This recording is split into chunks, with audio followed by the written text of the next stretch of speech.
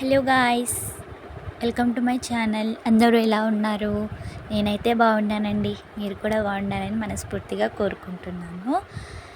ఈరోజు మరొక వీడియోతో మళ్ళీ మీ ముందుకు వచ్చేసాను. ఈరోజు వీడియో ఏంటి అంటే కాకరకాయ ఫ్రై అండి.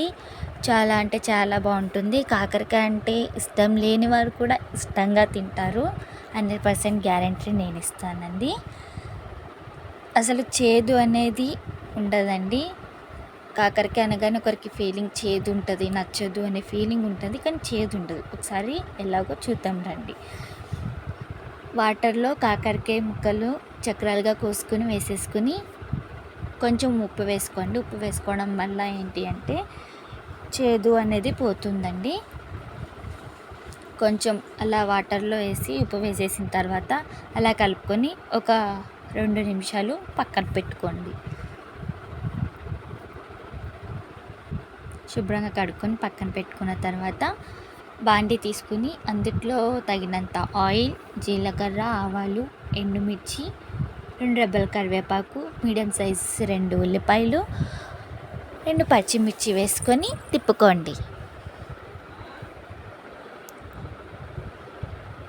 చాలా బాగుంటుందండి కర్రీ. నేను ట్రై చేసిన తర్వాతే నేను మీకు చూపిస్తానండి. చేదు అయితే ఉండదు, 100% గ్యారంటీ నేనైతే ఇస్తానండి. కాకరకాయ ముక్కలను ఇప్పుడు వేసేసుకుందాం. నానపెట్టుకున్న కాకర ముక్కలను వేసేసుకున్న తర్వాత ఒక 2 సార్లు అలా ఇలా తిప్పేసుకొని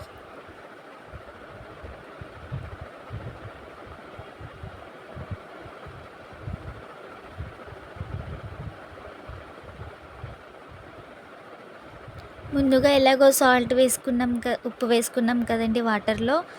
అలాగే చూసుకొని కొంచెం సాల్ట్ వేసుకొని ముక్కలు మగ్గటానికి మూత పెట్టేసి 2 నిమిషాలు మగ్గించుకోండి. అలా మగ్గినాయి చూసారా అండి, మగ్గిపోయినాయి. అలా మగ్గిన తర్వాత ఒకసారి కింద అడుగంటిందో లేదో చూసుకొని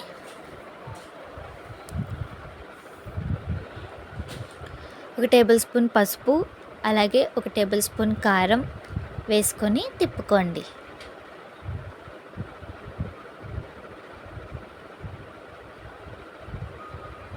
ముక్కలు మొత్తం కారము, పసుపు ముక్కలకి పట్టే విధంగా తిప్పుకొని మూత పెట్టుకుని ఒక 2 నిమిషాలు మగ్గించుకోండి. చూసారా అండి, ఆయిల్ మొత్తం తేలిపోయింది, ముక్క మొత్తం మగ్గిపోయిందండి. చూస్తున్నారు కదా మీరు వీడియోలో, మొత్తం అంతా మగ్గిపోయింది. ఇప్పుడు చివరిగా కొత్తిమీర కోసుకొని శుభ్రంగా కడుక్కొని వేసుకోండి. అంతేనండి, కాకరకాయ ఫ్రై చాలా ఈజీగా అండ్ టేస్టీగా చాలా బాగుంటుంది. చేదు అయితే ఉండదండి. ఇష్టం లేని వాళ్ళు కూడా ఇష్టంగా తింటారు.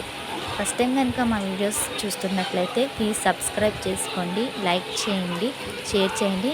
మరొక వీడియోతో మళ్ళీ ముందుకు వస్తాను. Thank you for watching.